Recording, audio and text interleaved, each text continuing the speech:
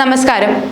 പ്രായപൂർത്തിയെത്താത്ത പെൺകുട്ടിയെ പീഡിപ്പിക്കാൻ ശ്രമിച്ചതായി ആരോപണ വിധേയനായ CPM നേതാവിനെ വീണ്ടും സംസ്ഥാന സെക്രട്ടറി സ്ഥാനത്ത് പ്രതിഷ്ഠിച്ചിരിക്കുകയാണ് പുരോഗമനകാല സാഹിത്യ സംഘം എന്ന പൂക്കാസ. പ്രമുഖ സംവിധായകനും KFDC ചെയർമാനുമായ ഷാജി N കരുൺ ആണ് പൂക്കാസയുടെ പുതിയ പ്രസിഡന്റ്. ഷാജി N കരുണിനെ പ്രസിഡന്റായി തെരഞ്ഞെടുത്ത അതേ യോഗത്തിൽ 14-കാരിയുടെ മീട്ടുവിൽ കുടുങ്ങിയ ഗോകുലേന്ദ്രനെ വീണ്ടും പൂക്കാസ സംസ്ഥാന സെക്രട്ടറിയായി തലപ്പത്ത് കൊണ്ടുവരികയായിരുന്നു. പ്രായപൂർത്തിയാകാത്ത സമയത്ത് പൂക്കാസ വേദിയിൽ കവിത അവതരിപ്പിക്കാൻ പോയപ്പോൾ അച്ഛന്റെ പ്രായമുള്ള ഗോകുലേന്ദ്രനിൽ നിന്നും ലൈംഗികാതിക്രമം നേരിട്ടു എന്നാണ് യുവ സാഹിത്യകാരിയായ പെൺകുട്ടി ആരോപിച്ചിരുന്നത്. 2021 ഫെബ്രുവരിയിലാണ് പെൺകുട്ടി ഗോകുലേന്ദ്രനെതിരെ ഫേസ്ബുക്ക് പോസ്റ്റുമായി രംഗത്തെത്തുന്നത്. ഒന്നുമാകാതെ പോകുമ്പോൾ അതിന്റെ കാരണം ഓർത്ത് കരയാറുണ്ട് എന്ന് ഏറെ വൈകാരികമായാണ് 14 വയസ്സിലുണ്ടായ മോശം അനുഭവത്തെക്കുറിച്ച് പെൺകുട്ടി ഫേസ്ബുക്കിൽ കുറിച്ചിരുന്നത്. പെൺകുട്ടിയുടെ കുറിപ്പിന്റെ പ്രസക്ത ഭാഗങ്ങൾ ഇങ്ങനെയാണ്. 2008 കവിതാ സമാഹാരം പുറത്തിറങ്ങുമ്പോൾ പൂക്കാസയുടെ ക്യാമ്പുകളിൽ സജീവമായി പങ്കെടുത്തിരുന്നു. ക്യാമ്പുകളിൽ സ്ഥിരം വരുന്ന ചേച്ചിമാരും ചേട്ടന്മാരും ഓരോ ക്യാമ്പിനും വേണ്ടി ഞാൻ കാത്തിരിക്കുമായിരുന്നു. കവിത ചൊല്ലാൻ, 2 വാക്ക് സംസാരിക്കാൻ.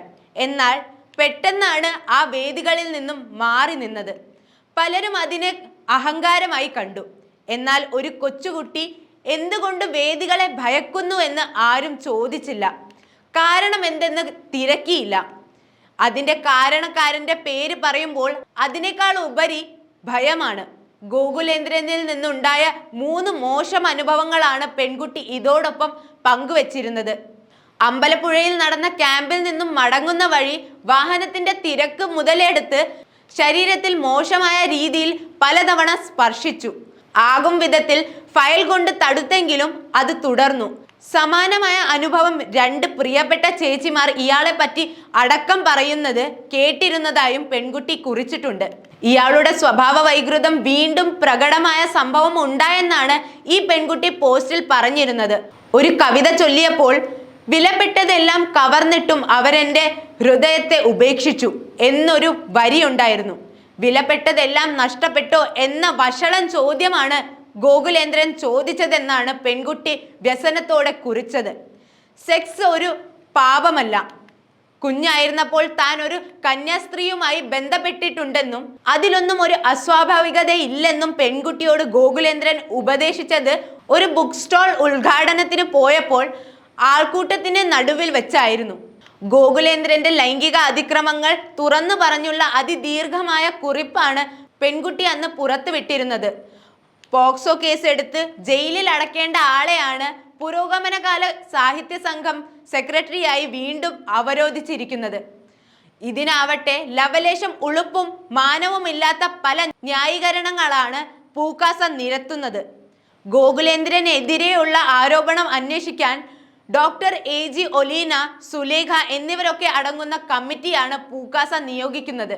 എന്നാൽ ഗോകുലേന്ദ്രനെ കുറ്റവിമുക്തനാക്കിക്കൊണ്ടുള്ള റിപ്പോർട്ടാണ് തുടർന്ന് പുറത്തു വന്നത്. CPM ഈ സംഭവം പൂക്കാസയിലും പാർട്ടിയിലുമായി ഒതുക്കി തീർക്കുകയായിരുന്നു. അതുകൊണ്ട് പോലീസിനെ ഇതൊന്നും അറിയിക്കുകയോ പരാതി നൽകി നടപടികൾക്ക് നീങ്ങുകയോ ഉണ്ടായില്ല.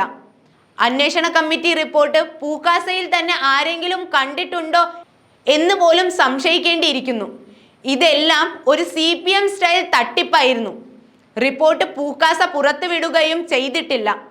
ആരോപണ വിധേയനെ രക്ഷിക്കാനുള്ള നീക്കമാണ് അന്ന് തന്നെ സംഘടനയിൽ നടന്നത്. പൊതുമണ്ഡലത്തിൽ വിവാദമുണ്ടായ സംഭവത്തിലെ അന്വേഷണ റിപ്പോർട്ട് പൊതുമധ്യത്തിൽ കൊണ്ടുവരാൻ പൂക്കാസ തയ്യാറായതേയില്ല.